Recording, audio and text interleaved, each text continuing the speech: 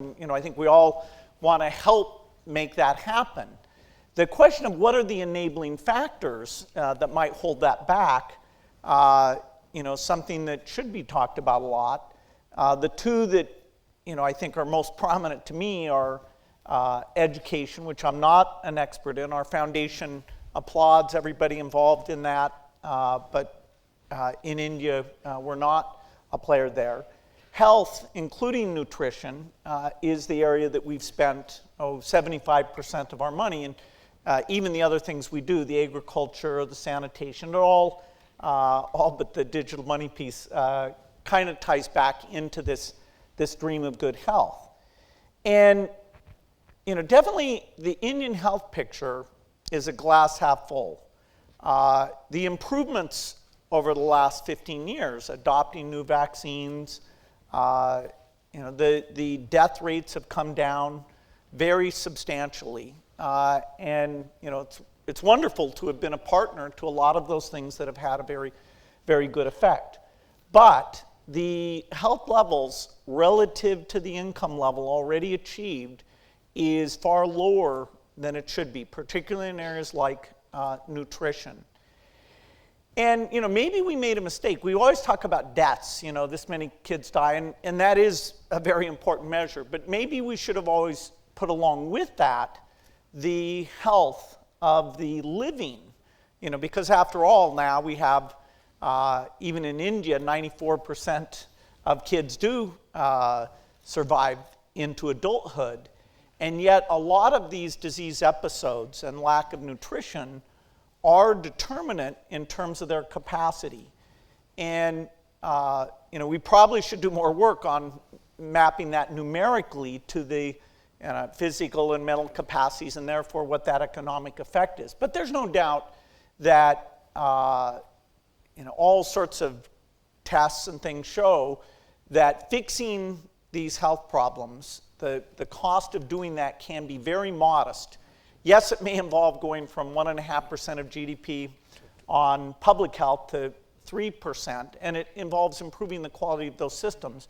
But if you take other economic miracles, like, well, all of them, mostly Asian, they all had that kind of, they lowered their malnutrition and they invested in health. And so, I'd say health is more on, people are talking, admitting that there's a malnutrition and a sanitation problem. I'd say the last several years, that's good.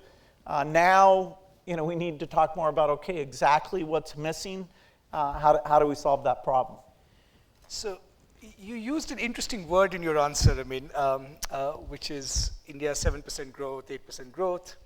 But you also used the word equitable. And we are sitting in Nehru Memorial Museum, and Jawaharlal Nehru has lots of faults. But Jawaharlal Nehru would say the following, I think, in partly response, that there are three conditions under which this formation of human capital, both on health and education, can take place. First, you need a capable state. Second, you need some commitment to equality, which is that highly inegalitarian societies where the social distances between castes and classes are so wide that the short answer is there isn't enough reciprocity. And this is not just true of India. As income inequality rises, you're seeing that argument happen in the United States. So you need at least some degree of inequality. And the third is you need an enlightened public culture where the joy over, let's say, jumping 30 ranks in the ease of doing business, which is a very important achievement in its own right, is really at least matched in fervor and ardor by the joy we would get if we jumped up in the HDI index, let's say even 5 points. And some would looking at India and say, look, India doesn't have any of those three conditions, right? What we are doing is a sort of band-aid job in the absence of those basic political conditions that make for successful human capital formation, as was the case in East Asia and China.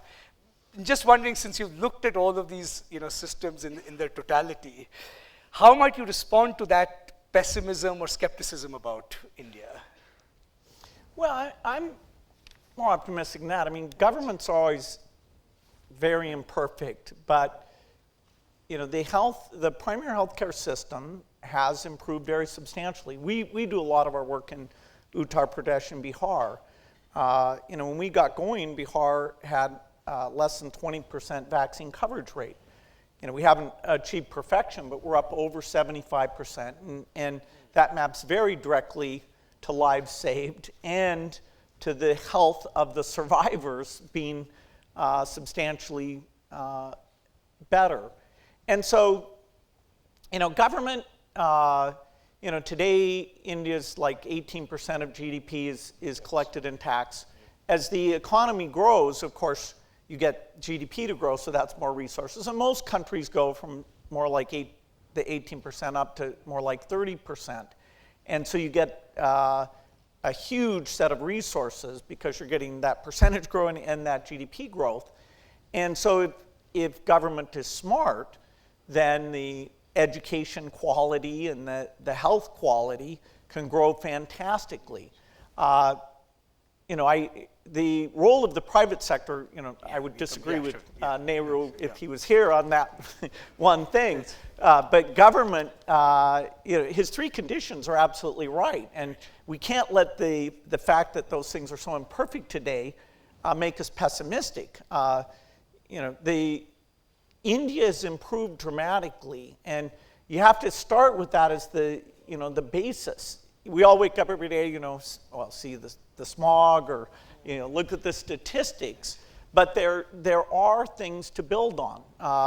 Some of the states have gotten serious about malnutrition. The standards on food fortification, now we've finally gotten engaged on that.